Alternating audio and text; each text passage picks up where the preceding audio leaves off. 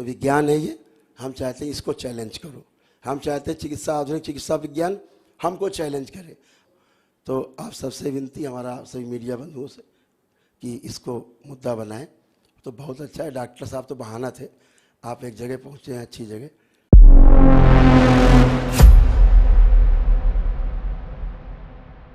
तो ये एक संदेश सकारात्मक जाए पूरे देश में, पूरी दुनिया में जाए।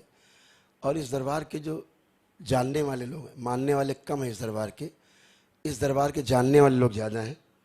जानने का मतलब है जिन्होंने अनुभव किया है, एक्सपीरियंस किया है। मानने वाला तो वो व्यक्ति जो कभी आया नहीं और वहीं से झंडा हिलाएगा, गलत होता है, सब बेकार है, कुछ नहीं मानते। तो मानने वाला तो कुछ भी बात करेगा। जिसने यहाँ हाजिरी दी है, इस प्रक्रिया में शामिल हुआ है और उसने अनुभव किए हैं मेरे साथ, नियम नहीं तोड़े हैं, तो उससे आप पूछिए तो वो आपको बताएगा असली बात क्या है। जैसे यहाँ लोग बैठे हैं अंदर, ये एक दिवसीय चिकित्सा करके बैठे हैं सारे लोग।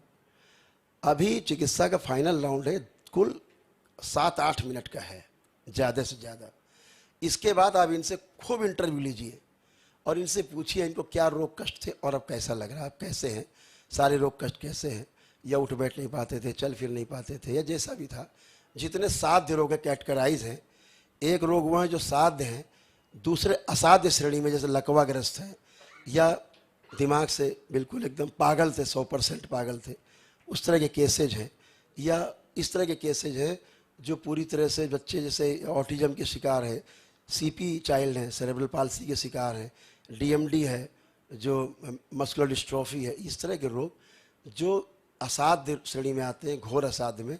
यहाँ से ये प्रक्रिया जब आप पालन करते हैं तो जिन स्मृतियों के कारण माँ के गर्भ में उन बच्चों के मस्तिष्क नहीं बन पाते हैं, विकार चले जाते हैं और फिर बच्चे वैसे ही पैदा होते हैं जिनको डॉक्टर्स बोलते हैं जेनेटिक प्रॉब्लम के कारण इनको ऐसे बच्चे पैदा हुए खराब।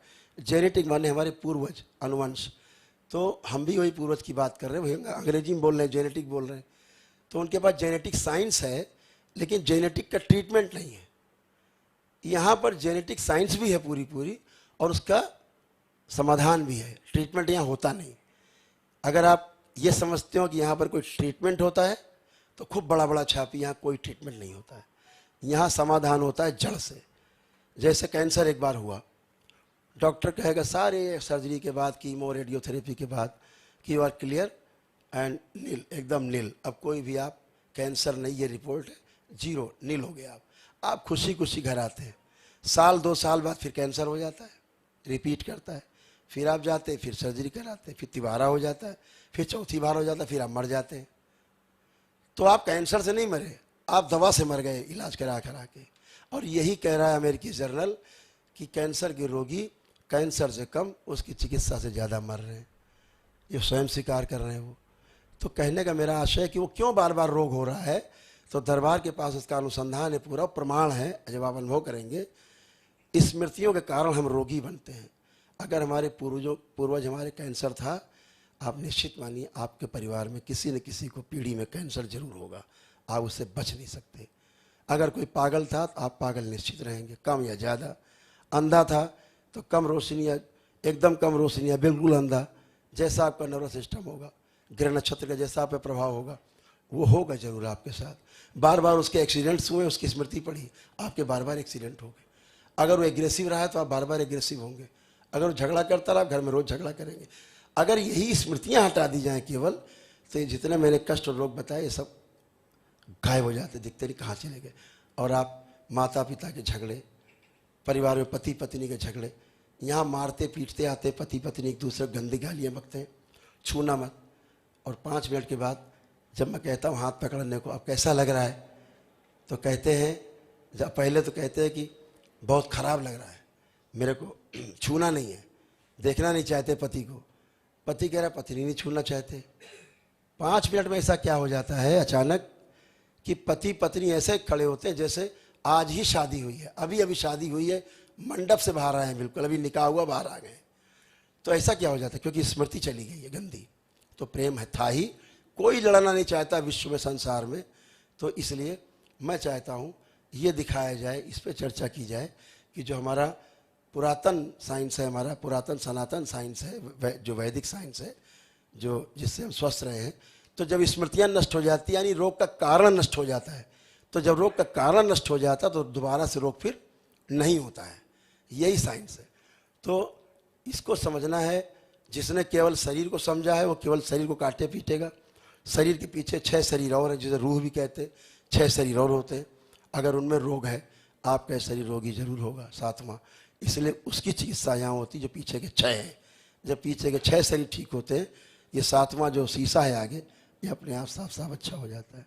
तो इसलिए ईश्वरीय चिकित्सा है ये, और वह विज्ञान है जो अभी इस कलयुग में अभी नहीं प्रकट हुआ था, लेकिन हमारे एनिसेंट हिस्ट्री में सब कुछ रखा हुआ है। आप पाएंगे कि ये विद्या हमारे पूर्वजों की है, ऋषि मुनियों के है, जिसके दम पे वो स्वस्थ रहते थे और सुखी रहते थे। तो तमाम उसके प्रकरण भी हैं।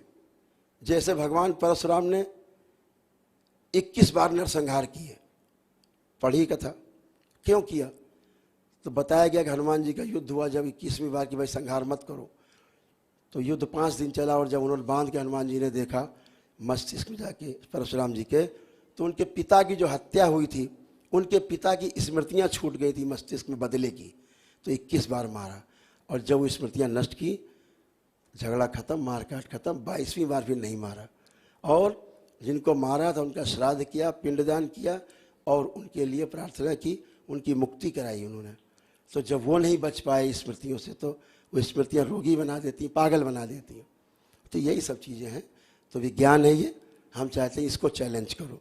हम चाहते हैं चिकित्सा, आधुनिक चिकित्सा विज्ञान हमको चैलेंज करे, और हम उनसे आधुनिक चिकित्सा विज्ञान के जो पुरोधा हैं, जो इसके मास्टर हैं, हम चाहते हैं कि वो ज़रूर हमारे निवेदन को स्वीकार करेंगे कि इस विद्या को सकारात्मक ढंग से देखें कि क्या इसमें से उनके लिए कुछ ऐसा निकल सकता है कि मानव जाति के इतिहास में कुछ एक नया परिवर्तन, कुछ एक नई क्रांति आए, कुछ नया कुछ आए, जिससे मानव जाति जो करा रही है रोगों कष्टों से, उससे उसकी मुक्ति मिले और पहले से और ज़्यादा अच्छी तरह से स्वस्थ हो। तो आप सबसे विनती, हमारा सभी मीडिया बंधुओं से, कि इसको मुद्दा बनाएं। तो बहुत अच्छा है। डॉक्टर साहब तो बहाना थे, आप एक जगह पहुँचे हैं अच्छी जगह, तो इसको अगर आगे बढ़ाया जाए तो बहुत अच्छा है।